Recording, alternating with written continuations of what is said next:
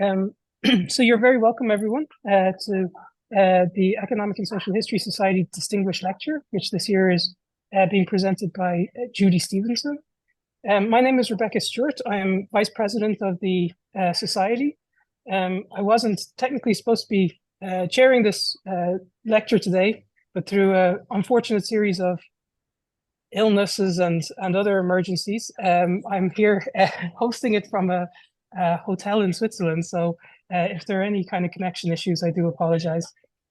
So we're very glad to have Judy here today. She was born in Dublin and studied for her BA and her master's in Trinity before she emigrated to the UK in the early 1990s. And she worked in the commercial sector then for a good while before studying economic history at the LSE from 2010.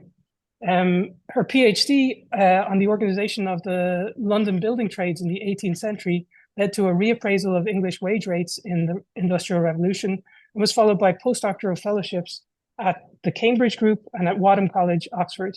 She has published on early modern wages, labour markets, financial markets, and infrastructure projects in a range of journals and 2 books. She is Professor of Economic History of the Built Environment at UCL Bartlett School and currently serves as Honorary Secretary of the Economic History Society in the UK. She's currently writing Wages Before Machines for Princeton University Press, and it is this work which inspires today's lecture on Wages Before Machines, Understanding the Wage Puzzle of the Early Industrial Revolution. So just before I hand over to Judy, I'll just say she's going to talk for about 45 minutes or thereabouts, and I think she'll take a break somewhere in the middle and ask if there are any questions. If you do have questions, you can pop them in the Q&A box, which you should see on your screens, and then we'll have a full Q&A at the end.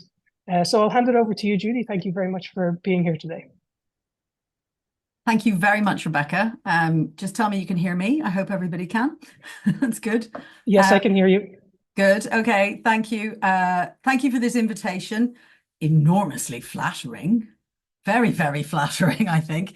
But I decided to take you up on it because it was sort of timing for me in terms of what I've been working on was lots of things coming together. So it gives me an opportunity and it's hugely flattering. So I'm very aware that I'm standing between you and your weekend to all participants. Thank you for coming.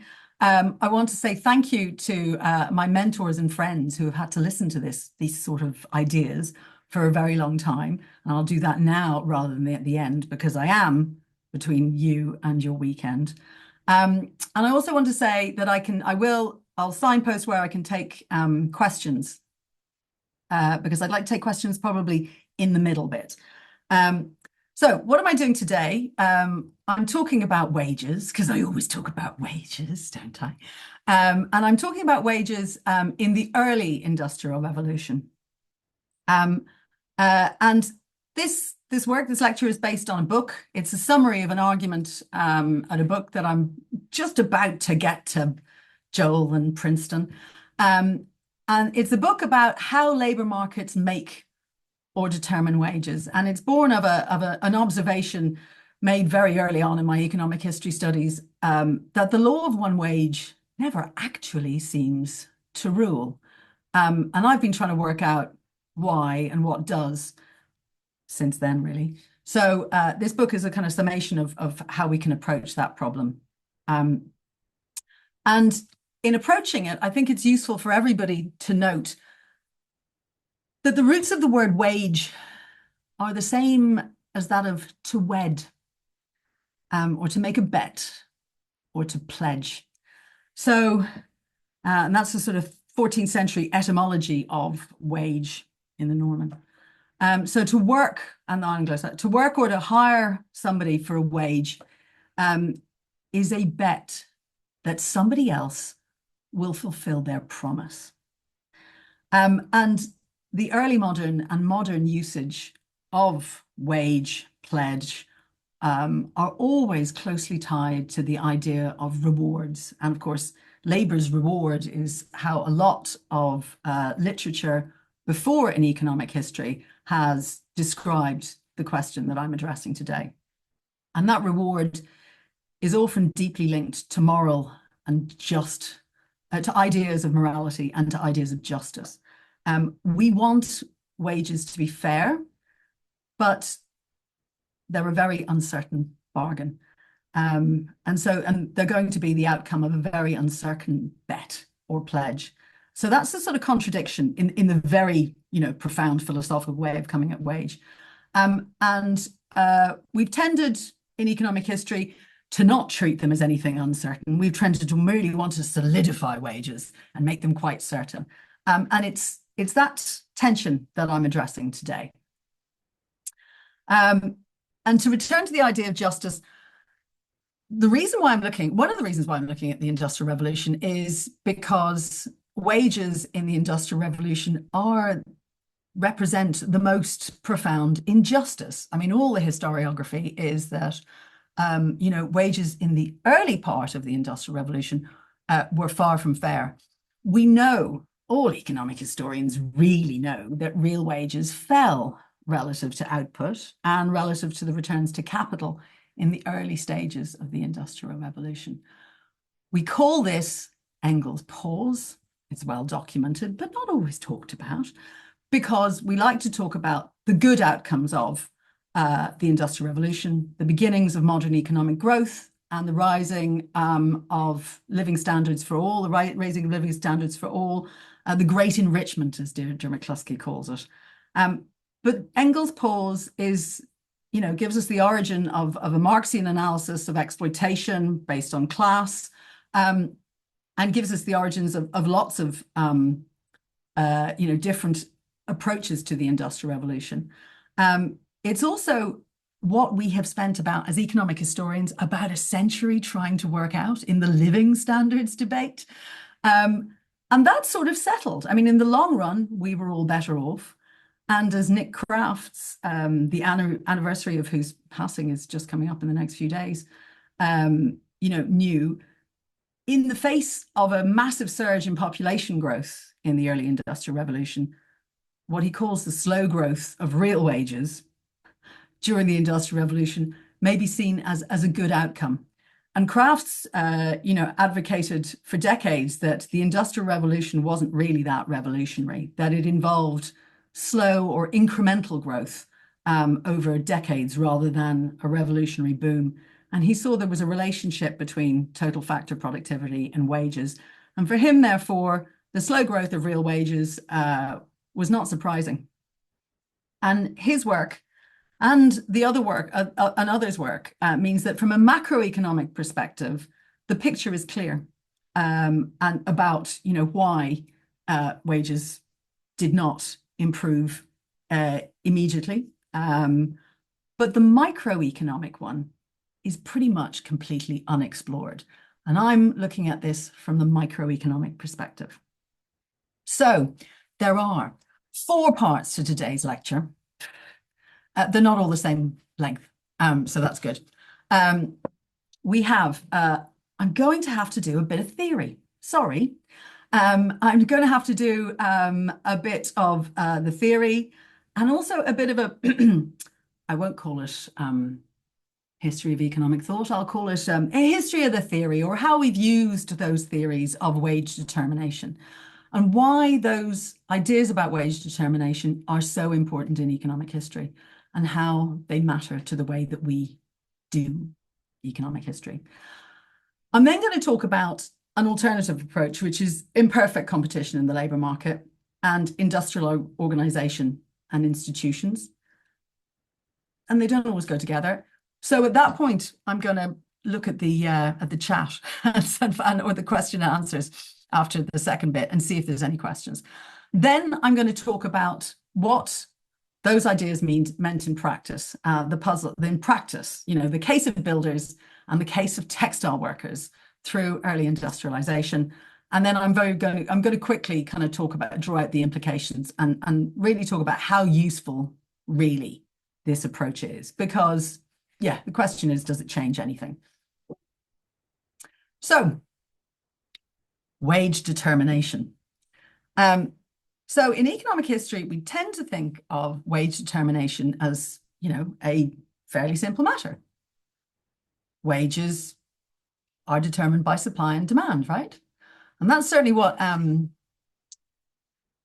Hicks thought. And the theory of wages, published in 1932, which is still a foundational text in labor economics, basically kicks off by saying, page 1, wages are determined by supply and demand, like all prices. Now, Hicks apparently spent the next 30 years howling in horror that he'd gone down that road. And the second edition of that book in the early 60s clawed back, and he'd clawed back on that concept before. It has never been the rule that wage rates have been determined simply and solely by supply and demand. However, so in economics, this has been a contentious issue for a very long time, and it's becoming resolved in a very particular way in labor economics right now, which is what I'm going to discuss a little bit. And the reason why I'm going to discuss it is because it has implications for us as economic historians. And it's a very, very old problem in economics in general, as Alan Manning tells us, and in labor economics in particular. The sort of foundations of the mathematical approach to today's mainstream neoclassical economics, put together by Francis Edgeworth, a fine Irishman, in the 1880s, firmly predict that the terms of exchange in any bilateral monopoly must be indeterminate, and the outcome must be indeterminate. And the reason why moving beyond that has never been resolved in economics. And as Manning says, it probably can't be. There was a question about whether game theory could do that for a while, and everyone decided it couldn't. So wage determination is a black box. The intersection of supply and demand and what happens there is a bit of a black box. And indeed, the mathematical approach to wages has, in the history of economics, questions over it. It's been, with respect to the theory of wages, mathematics has spread as much darkness as light. It has facilitated the construction of a theory of bilateral monopoly, so essential to an understanding of the economics collective bargaining.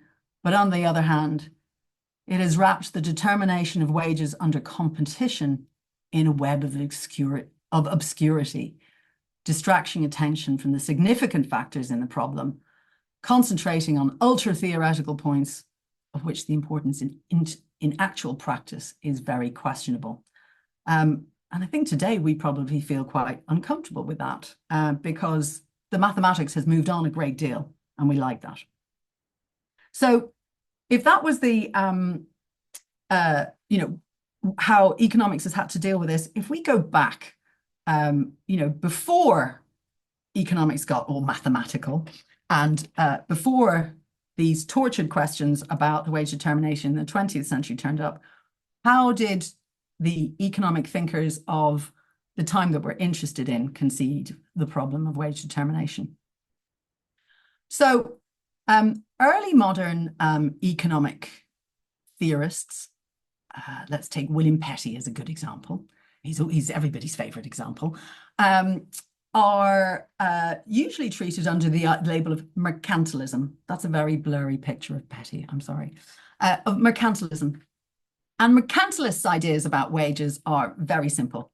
They should be kept down because in a mercantilist view of the world, cheap labor made for a strong trading state that was competitive with the other states who were competing for the markets and the trade for goods particularly, and specie, or gold and silver particularly. So you can read Petty from the 1660s. Montu covers the same thing. Heckscher, the great work on mercantilism, and Furness, who looked at labor markets specifically, are all very clear on this. Mercantilists liked cheap labor, and economic thought about that is that wages should be low. Subsistence is fine. Of course, this is an era in which the people who are thinking about wages are not waged. So they're other people's wages. So subsistence is fine. And of course, we know that throughout this period, the Statute of Artificers controlled the maximum rates to be paid, prohibited withholding of labor for wages. And as Sidney Pollard said in writing about the period, The general axiom in this period is that, on the whole, the market operated against labor and that wages tended to be therefore at or near subsistence levels. But as time moves on and economic thinkers get to thinking more about how the system as a whole works, the idea about how wages were determined and should be determined develops quite a bit. So by the early 19th century, theories about wage determination were getting quite normative, both methodologically and morally. If we think about how Malthus and Ricardo dealt with how wages might evolve within the grander picture of classical economic theory, the iron laws that they are concerned about involve debates about what labor is, about whether the value of labor is in persons or labor power, and also about questions about the distribution of the gains of production that focus more on rents and prices. If you'll notice in the writings of Malthus, he's not actually talking about the wages that are paid. He's talking about the food, the prices of the food that a man can eat for his work. And as we know, Ricardo is interested in the returns to rents. And this turns into, questions generally about exploitation as a whole. And it gets quite normative in its bent. And these inquiries generally give way to distribution theory, as we know, which coincides and which becomes a mathematical problem.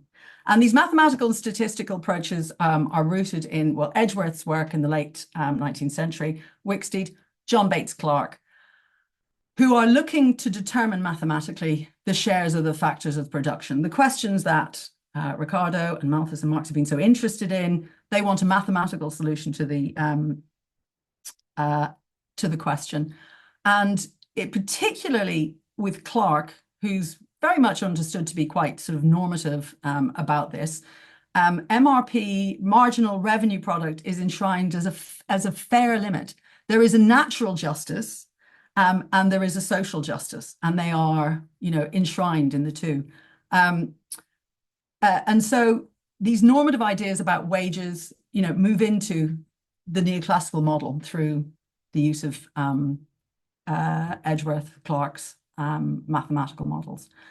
Meanwhile, on the other side of town, economic historians, and I'm particularly thinking of Torrell Rogers here, began studying wages as they actually were. So Rogers basically spends 4 decades in the archives gathering wages to find out what people really earned in the past. And this proved a lot harder than anticipated because there were so few records. We should note that. Which brings us to a very important man, Arthur Bowley, father of modern economic statistics. And Bowley is very interested, respectful, and reverent to Edgeworth, and also very respectful and interested in the work of Rogers. And he, as an economic historian and an economist, wants to have a way of recording wages. So Bowley's law of one wage, unlike Clark's model for marginal revenue product, is a method for determining wages of the past to understand what's happening in the economy rather than what should be. But Bowley's law of one wage basically has huge implications for us as economic historians. There are very distinct causes which make the following law hold. At the same time and in the same place, the wages for equal effort of men of the same capacity are equal to one another. Or more generally, the wages throughout the country of equal degrees of skill are equal at any given time. And with this insight, Bowley thinks, well, if that holds, and it is on the basis of the work of Edgeworth and Clark that he believes that can hold, then you can take a builder's wage rate in any place or day or year, and it should be the same wage as somebody of equal skill in, in a similarly endowed place in another place in the country would have received for the same productivity in the same kind of work over the same time. And that law of one wage will hold if the market for labor is perfectly competitive. Now, we know perfect competition doesn't exist, and we know it's just a guide, it's a model. But the assumptions are important. And the assumptions are that workers can choose freely between comparable work with different employers across occupations and sectors, and that employers will hire workers up to the point, and no further, where their marginal revenue product equals the market wage, because they know what that is. And they know what both of those are. So that any worker's wage rate is determined by the intersection of the flow of supply and the flow of demand for labor, and that these market forces then give you a single equilibrium wage for a skill level that represents wages in the market more generally. And that is what Bowley understood wage rates, day rates of the past to be. So these assumptions are the underpinnings of all of our wage series, all of the things we use in economic history to work out not just what people earned in the past, but until Broadbury et al. In 2019, and that's, Broadbury, Bruce Campbell, Baldwin Lewin, all those people published that work on British economic growth, 1270 to 1870. Until we had an output-based approach to GDP, we worked out GDP per capita on the basis of wage rates as well. So Bowley's assumptions and his reverence for this idea, the market wage and wage determination, has huge implications for us all in economic history. The making of wage series was plausible and was possible because in the 20th century, economists and we believed that markets set wages. So that's all baked into everything we do. You're probably guessing that that's a bit awkward. And indeed, was it last week? We had a really nice workshop for the Economic History Review on some of the latest work on living standards, where we talked about that being awkward, but not impossible. We can do stuff with that. We can probably adjust. However, mainstream economics and labor economics, labor economists today are beginning to doubt that markets set wages. So this is something we're going to have to deal with. If markets don't set wages, what then? And I'm referring to the work particularly of Alan Manning over 3 decades, who has consistently and rather brilliantly argued that it's not terrifying to think about imperfect competition in labour markets. We shouldn't all run for the hills because the supply of labour to the wage of the firm is not perfectly elastic. There are other ways of doing it. But in saying this is frequently called the monopsonistic approach to labour markets.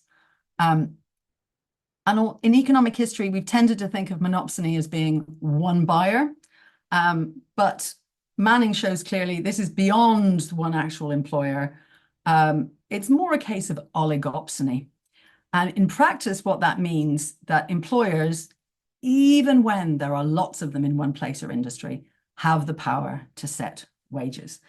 These ideas are increasingly influential in economics, and the old neoclassical model of markets determine wages is being further and further distanced from. I note David Card's presidential address to the AEA 22. Who set your wage? He says, and it's a lovely paper. It's very easy to read for non-technical economists. And it gives a very nice history of how economics, by conceiving that markets set wages, has missed a few tricks. But at the moment, the 21st century version of monopsony in labor economics is all about power. It's all about employers holding down wages because either they're, concentrated, they're hugely powerful superstar firms, or because labor power has declined. But it hasn't really got more complex than power in the market, bargaining power in the market yet. But David Card has given a couple of indicators that we should do more with the analysis of wage setting, perhaps with industrial organization, where you see IO, it's an industrial organization. So, that's of interest. So now I'm going to talk about what imperfect competition in the labor market might mean. So this is a few slides, and then I'm going to take some questions after this section, only if you want to, because there's been quite a lot to take in. And then we'll move on to the cases. So if we're not dealing with models of perfect competition, we're dealing with imperfect competition in the labor market. What does that mean? A little bit more history, sorry. Joan Robinson. Perfect competition as the model of conceiving markets generally had a very early opposition. Joan Robinson, who wrote what was a hugely influential book for the 1930s, almost like a textbook for many years, The Economics of Imperfect Competition. And Robinson's key insight is that any producer has monopoly and monopsony power, and that arises from the way that marginal product is created in buying and selling. Essentially, imperfections, let's call them frictions and asymmetries, give producers price-setting power. Price-setting power in the market for goods, where they can hold prices up, and wage-setting power in the market for labor, where they buy labor. Now, some of these ideas were developed in search theory and matching theory, which took roots from the 1970s, and involves a huge literature in economics, most of which is quite scary if you're not a technical economist. But if we stick to Robinson's key insights, the idea is that the frictions that are naturally inherent in trying to find the right job, because workers suffer from ignorance, well, let's call that information asymmetry, heterogeneous preferences, i.e. some people like working with machines, some people don't. Some people don't mind long hours, some people don't. Some people are happy with the commute, some people, there are different preferences. And mobility problems in that they can't always move to the right work. Because of that, work is more valuable to the worker than a worker is to the firm. This is a core insight of Adam Smith's as well.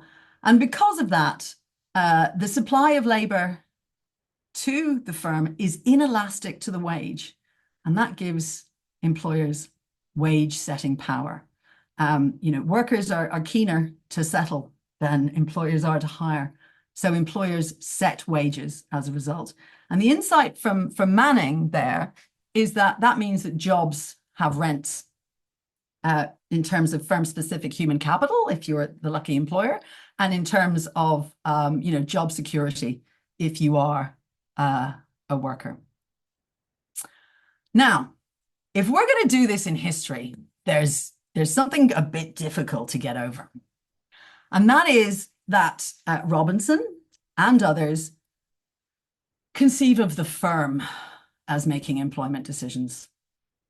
And they conceive of the firm as creating jobs where people are paid for their time. Now, this is a problem, because this is a very big problem for economic historians who want to start to think afresh about how we might look at labor markets, because there aren't many early modern firms. And I'm on the record as saying that jobs before about 1900 are not the same either.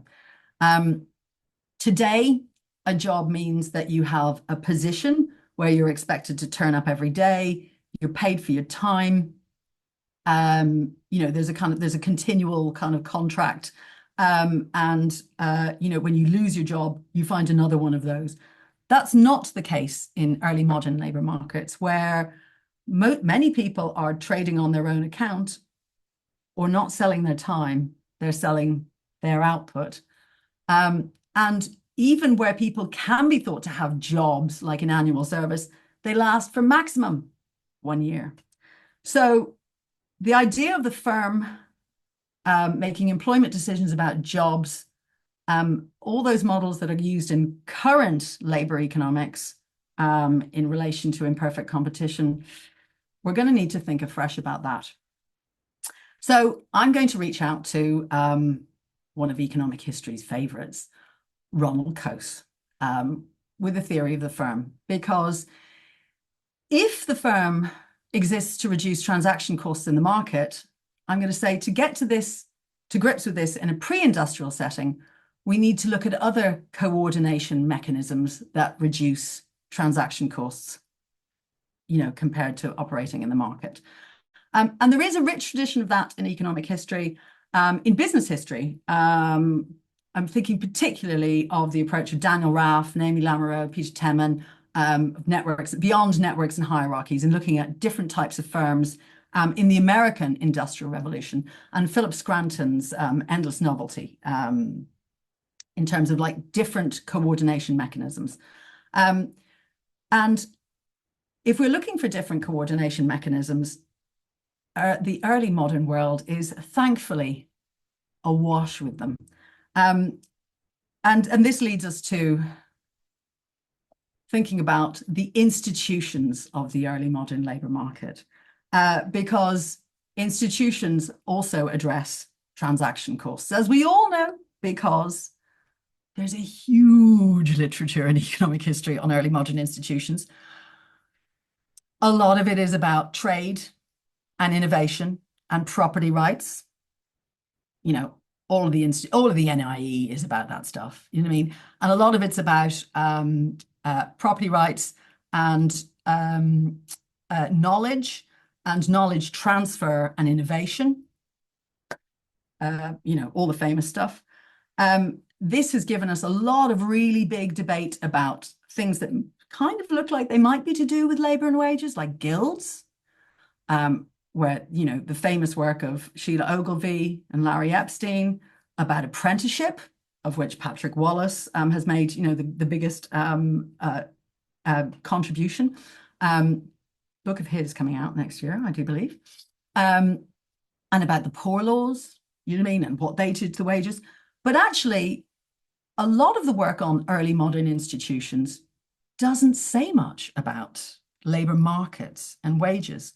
There has been far less institutional analysis of the statute of artificers, annual service, serfdom, although there's some really good recent work on that, that has touched on wage determination. Why? Do we think the institutions didn't have a role to play with wage determination?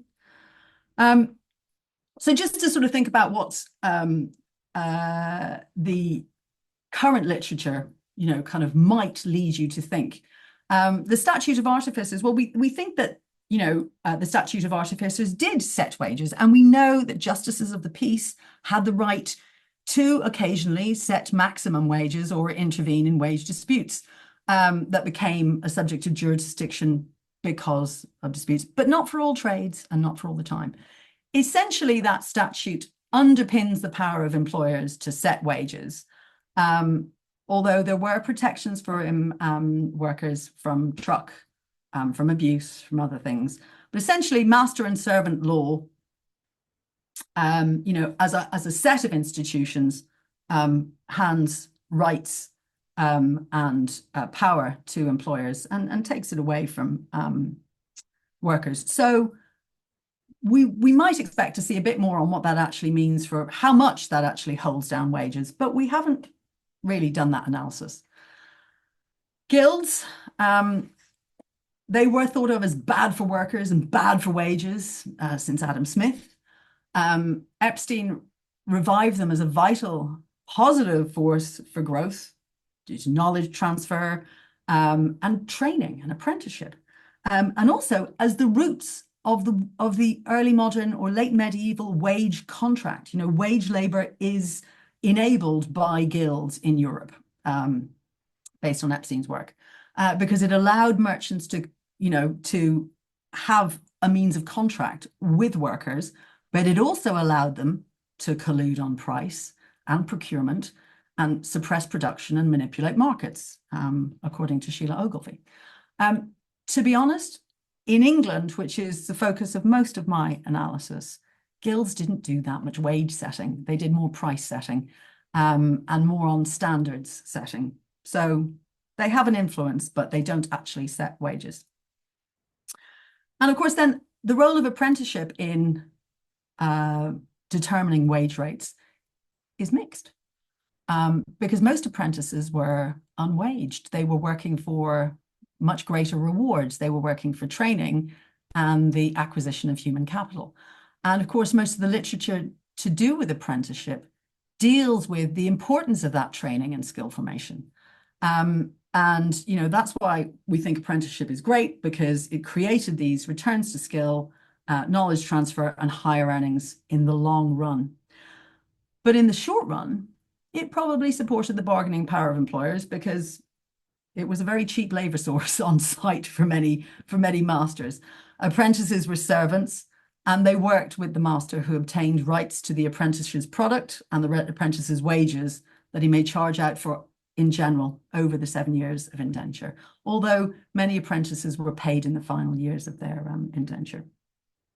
So as an employment contract, it gave masters a ready supply of possibly cheap labor, but through training and increasing productivity, it raised output and wages overall. And of course, the poor laws and poor relief, again, there's quite a lot on whether this suppressed employment and raised wages, or whether it held back development, mostly based in a Malthusian framework of an absolute horror of population and unemployment, and a concern that giving people benefits robs employers of cheap labor in a downturn, inhibiting the business cycle and growth. The more recent empirics on actually how this worked out, I'm thinking particularly of Morgan Kelly and Cormac O'Grada's work, supports the view that actually poor relief helped living standards and social and human capital by keeping body and soul together, if not directly affecting wages. But there were huge regional differences and idiosyncrasies. So the provision of relief was also often linked to local wage rates. So it's not really clear how the two affected each other. So these are very big institutions, very big ones. They're based on statutes, formal laws, Northian institutions and contracts. And I'm going to argue that there's an opportunity for taking into account the more informal institutions, the tacit norms, the shared standards, partly because Sidney Pollard speculated that managing the informal things and the change in the size of production were the problems of 18th century management. So what are those informal institutions, or in the Northian sense, the informal constraints that checked the power? I'm arguing that they're ways of working. They are the coordination mechanisms in the market, because no matter where you look, there are 3 or 4 types of contract which dominate wage bargains before 1800. And the contract types are usually based on the risks to the employer of default or being left with a big bill through some output volatility. The form of wage payment and contract were customarily prescribed, publicly understood, persistent, sometimes quite rigid, but they often varied in a little bit of detail. And the wages in each contract type followed a form. So let's look at those forms. We know them. We're economic historians. we know what day work is. Day work or day wages, what economic historians have been using for years as a market wage. Day work was a particular kind of employment institution which used short-term or very uncertain duration rates. A number of days or one day where at a set rate, set predetermined agreed rates. By the way, day wages are usually paid over slightly indeterminate hours. It's not always a time rate before about the 1860s. Some people think that day work is casual.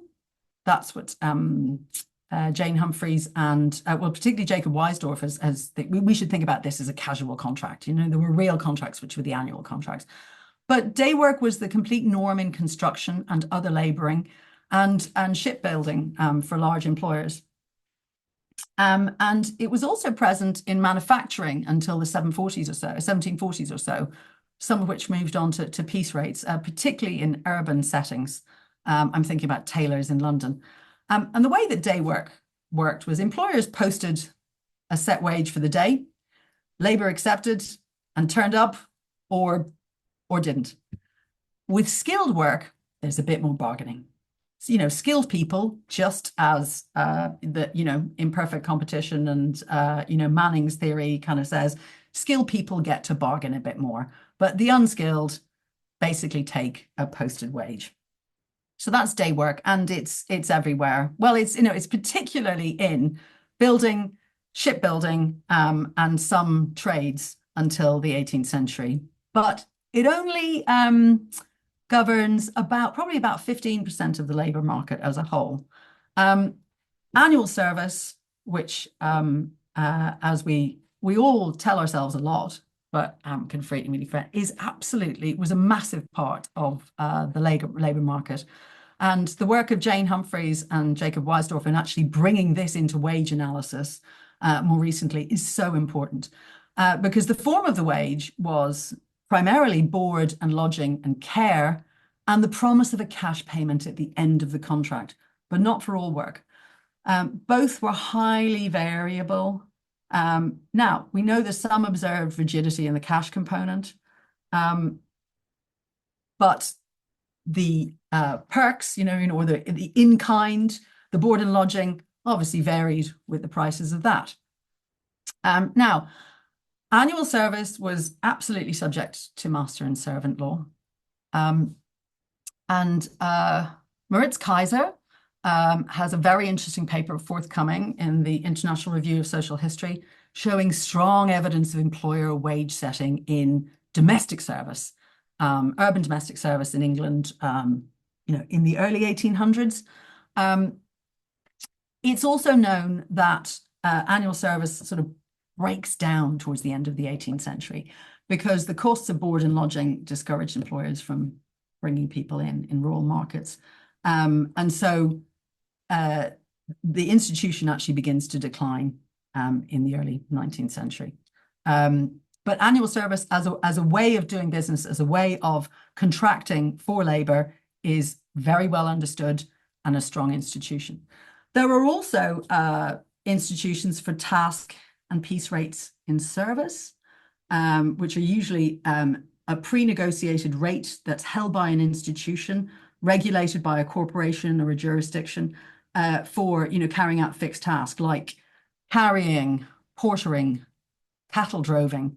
Labor bore all the costs, delivered a particular piece or task to the client or the employer. And what you find in this kind of work is rates are enormously persistent over the very long run.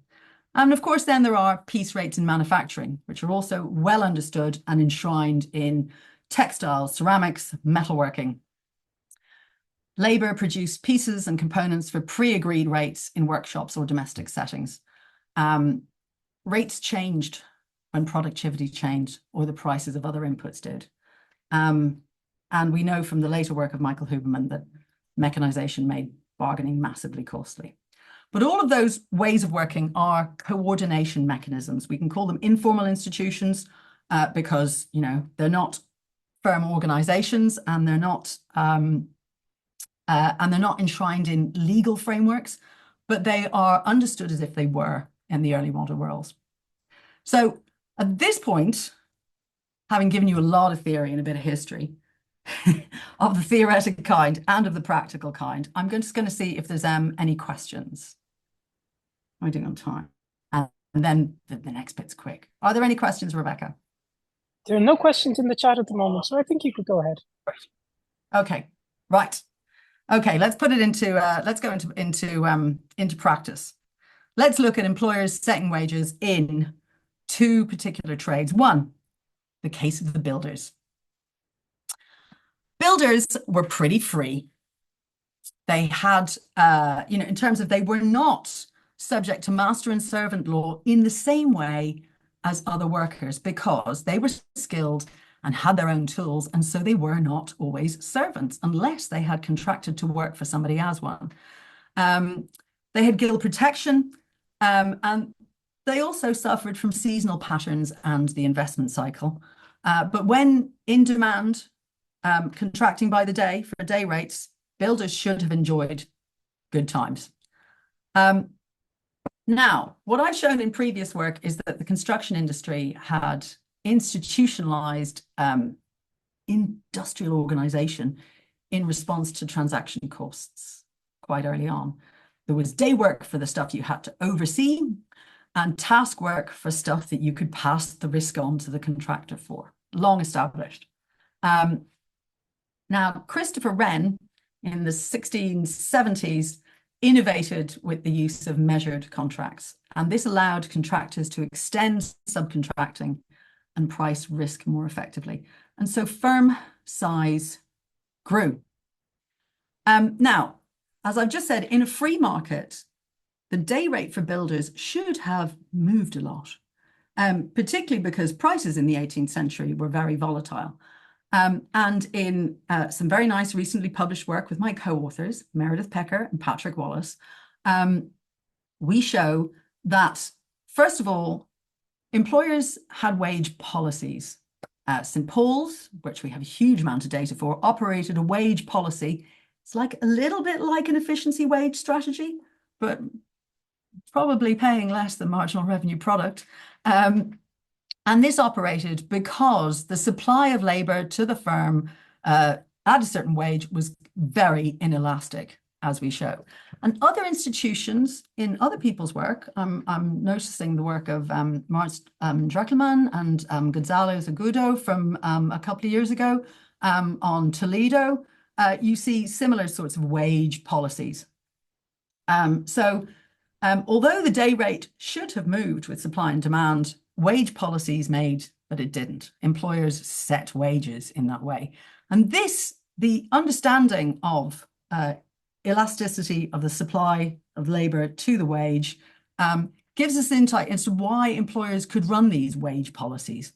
And this means, or it looks like probably these wage policies were one of the reasons why day rates remained rigid and prices rose while prices rose, resulting in quite dramatic real wage decline. I mean, depends what price series you use, but the prices are definitely going up and the wages definitely didn't.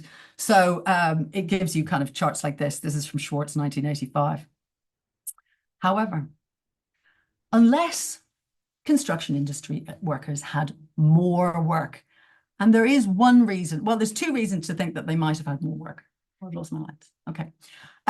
First of all, so the number of days that people work in the 18th century is a persistent question, the Industrial Revolution.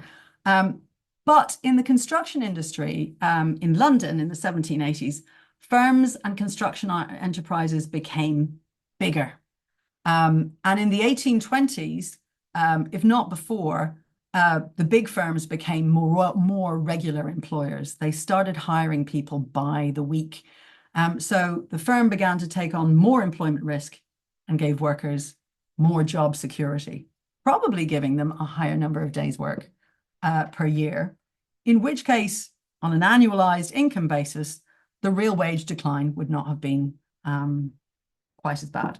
So in terms of looking at how that worked in practice, wage policies kept day wages down, but those same policies drove a employer restructuring to actually change the terms of employment, which probably benefited workers. It needs to be definitively shown, but I'm confident enough to say that.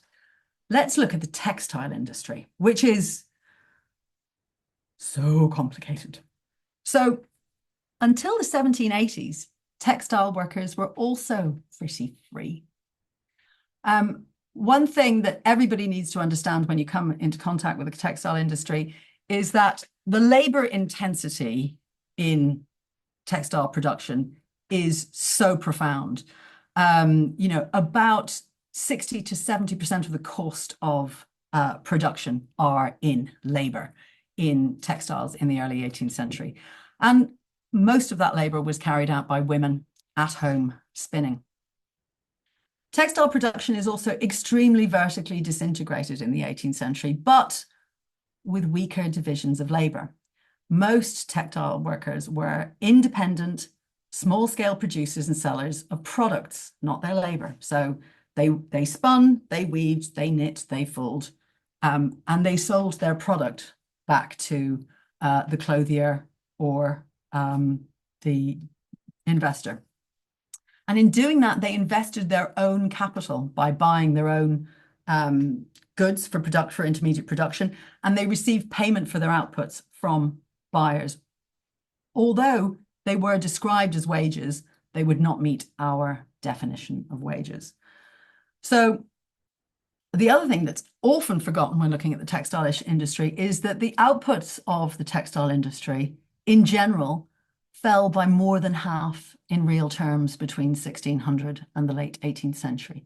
So textile workers were in a very profound price-wage squeeze, as Arthur Oaken would put it, whereas they were increasingly working to produce a product that was becoming less and less valuable on the market through increasing productivity.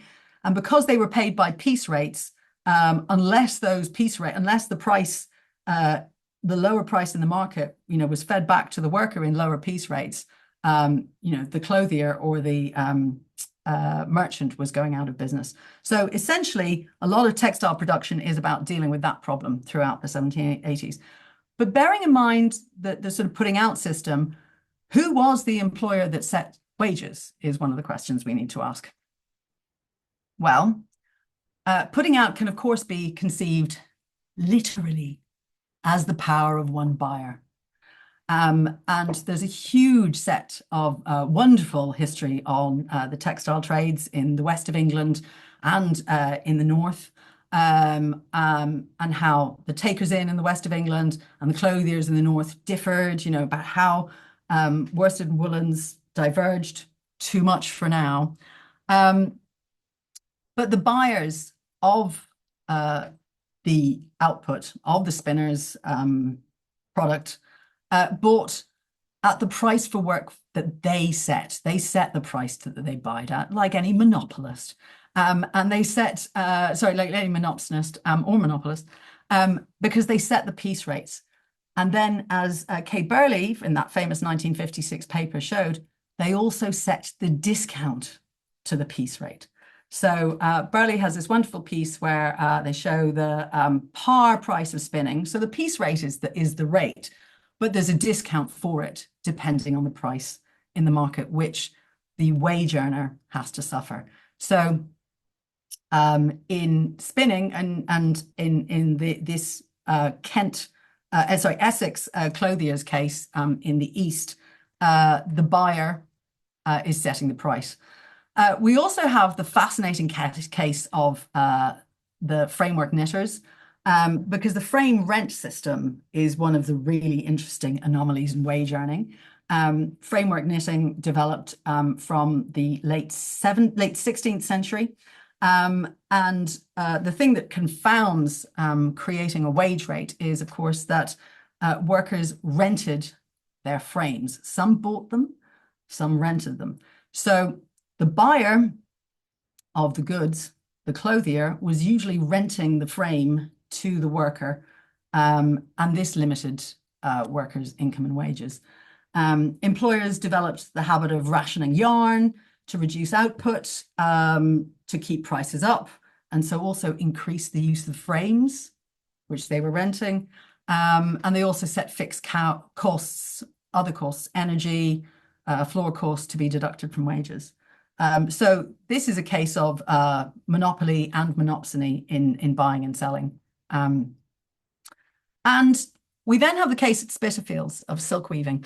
The history of the Spitalfields silk weavers is pretty widely known. There's a famous paper by Clapham from 1916.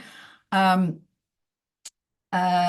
it's also a case that attracts a lot of attention within a kind of labor power thing, because the Spitalfields Acts of 1773 are a core,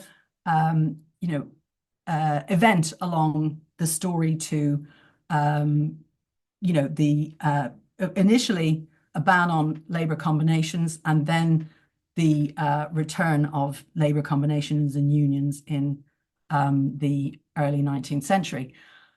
But the silk weaving business, because it grew very quickly, prices fell, competition between master weavers led eventually then to collusion between master weavers on prices in a quite formal oligopsony in the 1750s.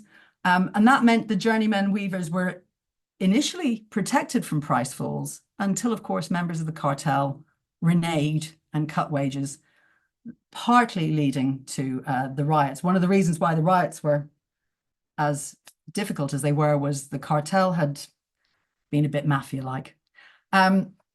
So from that moment, from 1773, under the Spitalfields Acts, magistrates then are allowed to intervene in bargaining. And what do we find? Well, this is one of the first deals under the Act. It's not the first, as we can see. The book is about this thick, and it's got prices. So many prices for what the weavers in the several branches of the strong, plain, foot-figured and flowered branches of the silk business in Spitalfields, what they do and what they can charge for it. We, the underwritten masters and journeymen in the several branches of weaving called, having met 23 different times in order to rectify the errors in the prices. So it's 23 meetings that led to this book in mid-1774. And apparently, well, the records look like 6 months later, they had to do it all again. So piecework bargaining was and is very hard, as borne out by Michael Huberman's work. Bargaining broke down regularly, and this stopped production. And the industrial organization literature actually predicts the vertical disintegration to improve returns to specialization before a reintegration to scale and scope. And of course, that's what Arkwright was doing. I'm going to not even preempt Alex Trezakin's work on Arkwright's mills at Cromford and Lumford and the wages there. I believe some of it's about to be published. Workers at Cromford and Lumford were paid by the day as Arkwright integrated the workers, the entire business of spinning in the mills with massive capital investment and a dramatic change in productivity. So what I've argued is that industrial organization and imperfect competition have a big role to play in understanding how wages were set in the past. And as historians, we have a huge wealth of cases. We're always a bit low on data, but we have a huge wealth of cases to demonstrate on how wages are set in the real world. If economists are interested in who set your wage, we have the cases to think about what might be the factors in wage setting and how they might, how different types of coordination mechanism, different types of production and different divisions of labor might come together to create particular types of wage bargain, and whether those things are good or bad for labor, bearing in mind that jobs have rent in the long run. Before you go on there, Judy, I might just encourage people to put questions in the Yes. chat if they have them, and hopefully at the end we can also you can raise your hands as well. But we've feel gone free to to yes, put them in the exactly. chat. We've got to the end. we just about got to the end. We're about one slide off. So, as Manning says, a monopsonistic perspective on labor markets doesn't mean supplanting everything that you know about competitive analysis. It complements it or adds to it. So, if employers set wages, industrial organization has an influence on wages. We don't have a lot of data at the moment. But the puzzle of industrial revolution wages say that industrial organization and security of tenure, jobs have rents, matter very much in understanding why wages moved as they did. Thank you very much for your attention. Nearly on time. I hope we can enjoy some questions. And again, thank you so much for the invitation. I very much enjoyed giving this lecture. Well, thank you very much, Judy. That was really very interesting. I'm just going to ask Jack if it's possible to unmute people so they can ask their own questions. Maybe he can let us know. But in the meantime, we have a couple of questions in the chat. One is from Marie Concannon, and she said that it's interesting what you said about textile workers needing to rent frames or other workplace equipment from their employer. She had heard about this but didn't know it was widespread, and is wondering what time period generally this period lasted. Okay, good question. So framework knitting, which isn't mechanized until the 1830s, I think, is really predominant in Leicestershire, Nottingham, from they tried to start it up in the late 16th century, and it doesn't take, but really gets going again in the 1670s, right through to about 1800. And there are authors who say that whatever people were earning in the 1670s, they were earning about the same a century later. So yeah, I've quoted a couple of people. There's Lipson. There's some really nice work by Patterson on Leicestershire. Joanna Innes has written a little bit about this as well. So yeah, until the 1830s is the answer to that one. Okay, we have a couple of other questions, but I see Maria's posted a follow-up as well, which was the requirement for laborers to rent workplace equipment limited to the textile industry, or would you have seen this in other industries as well? I think it does happen. Like, that's a very in-depth question. There are other, when you say textile, lace making is another area where this is the case. The rent of tools, within lots of trades like furniture making and everything else is a question and issue, but it's kind of tied up with apprenticeship. So yes and no is the question to that one. Probably is the best. Okay. Sorry, Rebecca. I can allow individuals to speak. So if they just put their little hand up, if they want to talk, I can then hit the thing and allow them to talk directly to Judy. Perfect. Okay, so feel free to do that. In the meantime, Nicola Tynan has a question. Did Bowley base the law of one wage purely on theory, or did he draw on any data? Oh God, Bowley had so much data. But he's actually writing about how to do it before he gathers the data. Do you know what I mean? And then kind of, after having, so if Bowley and Wood, it's a series of paper from the late 1890s, right up until about 1902 in the Economic Journal, reporting on the wages of workers, usually given in weekly rates across multiple trades.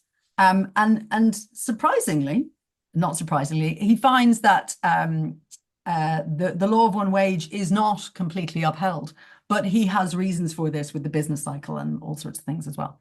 So yeah, it's got lots of data as well, but the theory is based on the maths. Okay, I see that James Simpson then says great paper, but what about agriculture and especially harvest labor? So harvest labor, that is one area where I think, you get as competitive a labor market as you're ever going to get, because you've usually got, one hirer and actually, a few number of sellers of labor as well, and it's very timely. And so harvest rates, do actually tend to fluctuate a bit. The really interesting thing is that increments would usually not be given on top of the day rate. It'll be like, and I'll give you more stuff as well, like so better meat, better drink, or other benefits. So those are usually sometimes the ways that people sort of augment things in a tight spot to keep, rates being, what we all know, the kind of going rate for. The surprise is that harvest rates don't fluctuate as much as they would given that competition. Okay. I don't see any hands raised at the moment, but we do have some more questions in the chat. So we have, oops, sorry, I'm on the wrong thing. So Alessandro Brioshi says, using an IO approach, we should measure other variables such as market power. And how can we do this for early modern periods? That's a really good question, because we don't have the same data. We don't understand. We don't have the same data on market power, labor market power, product prices, product power. Yeah, we don't have the same stuff. So that is one of the challenges that as economic historians, we need to think about how we can operationalize. As you can see, I've been trying to operationalize that in terms of wages. And I think it can be done for other elements as well. Reading Sidney Pollard can see that, but he just, he's not collecting data. So very good question. Thank you. Okay, well, we'll see if anyone wants to raise their hand. And if you're having difficulty raising your hand, feel free to type it into the chat there, and we'll have some other questions that way. But my question as a sort of a non-expert on wages in this period would be, it just seems so completely heterogeneous. And then, when you first started talking about this, you were saying, about how the measurement was done, and if you just the people were just taking wage data from one city and applying it to the whole country, this law of one wages. And I was thinking, well, maybe that's not a great thing to do in terms of the level, but maybe it's going to capture the movements over time. Yeah. But clearly that's not the case. And then if you're doing an international comparison, those problems have to be much multiplied, right? So this really seems like these institutions are very heterogeneous. Are they? Are there similar institutions in other countries, or how could you possibly make a comparison? So that's a very good question. So there are similar institutions, annual service, this kind of service contract, day work. I mean, day work in the building industry is pretty much everywhere. And in the textile industry, there is a tradition that sort of splits Europe a little bit. In the old, in the German system, there is no day work, there is no piecework. You give up your labor power to the employer, and you're paid, as they set it. So the German system, I mean, this is one of the idiosyncrasies of the English labor system is, although master and servant law operates, English workers do just trade for their output, whereas German workers are held, and this is a great book by Biernacki, The Fabrication of Labor, 1995. But Biernacki also gives us a case for a comparison. One thing I would say is, labor per hour or price per hour would be a great way of normalizing this just for the cash terms. But that's what we've tried to operationalize for a long time, and it hasn't really gone anywhere, which is why I've tried to put, the kind of day work, piecework, annual service work together. But even today, if you look at the OECD stats, that you get star, you can't compare this is that, these have this. labor market institutions are always really idiosyncratic, and it's one of the things that we will have to deal with. So I appreciate that it's still quite bitty, but in trying to at least name the institution's wage of units of account for labor, I'm hoping to push the peanut forward in that regard. Thank you for asking. Right. We have two more questions in the chat. One from John Levin, I think, who asked a question after my own heart that I maybe should have asked. Given the shortages of small change, with what coins were wages paid, and would this or the use of credit tend to lower or raise the wage? So that's a very good question. I've dealt with that with my co-authors on that paper, nominal wage patterns, in the economic history a little bit review. The evidence on this is both ways. We know that there was actually more coin than we think, and we know that lots of wages get paid in coin. What's interesting is that for calculation reasons, for actually calculating the unit of account on base 6, it's easiest to do that in tuppence increments. But a lot of people got paid on book credit as well. And towards the later part of the 18th century, that involved truck as well. And that usually lowered the real wage for workers. Yeah, wages were paid in credit terms and in coin terms.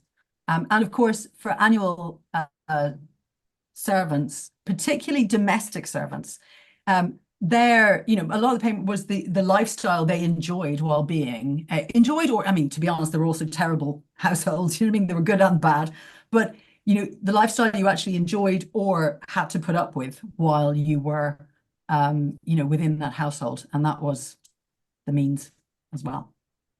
Okay, and then we have another question from Roderick Cloud.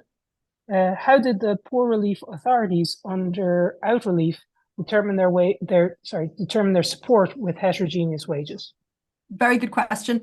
I'm not sure the wages were heterogeneous as entirely, because usually the poor relief areas that have a strong set of poor relief institutions also have wage assessments. And there's wage assessments for particular trades in neighboring counties, places, boroughs. Frequently the overseer, the clerk, also made an assessment based on prices and subsistence as well. So we know that both types of assessment were made. And I mean, one of the things that's dogged poor relief researchers for years is that, the system was idiosyncratic by the parish. So that's a good and an old question. Thank you, Roderick. Okay, well, I think we have exhausted people's questions, and probably exhausted Judy as well. Oh, one more question, and then we'll take this one last question here. Hi, Judy, great paper.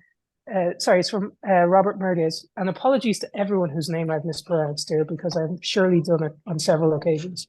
Do you see your work as having implications for the debate around De Vries's industrialist revolution, in the sense that employers rather than workers seem to have been more likely to have changed the conditions of work, aka increasing labor inputs? So in other words, do you think increasing intensity of work in the 18th century came more from employer side pull factors? So possibly, yes. That is one implication that I'm kind of firmly going yes. So thank you for picking up on that. So there's two reasons for that. The first is that, it's very hard to observe labor intensity in the individual, and whether to understand whether that was a choice or not. So the way that we De Vries's model of like people choosing to engage in the market, I think, is a great general approach to how, market work became priced and part of, the institutions of the labor market in general. But the activities or the strategic decisions of employers in terms of how to shape employment for their own risks and rewards, have a profound effect as well. And that was a huge part of the literature before De Vries got into the Industrious Revolution. And that was, where people were beforehand. And I think it needs reevaluating again. So thank you for asking that. Okay, with that, you surely exhausted Judy as well. So thank you very much for your time today, Judy. It was really a very insightful and interesting lecture. And we're very grateful to you for taking the time to give it to us today. I'd like to also thank. Oh, sorry. Thank you so much. Hugely grateful for the opportunity and the questions. They're great feedback, which I'll use. Thank you so much.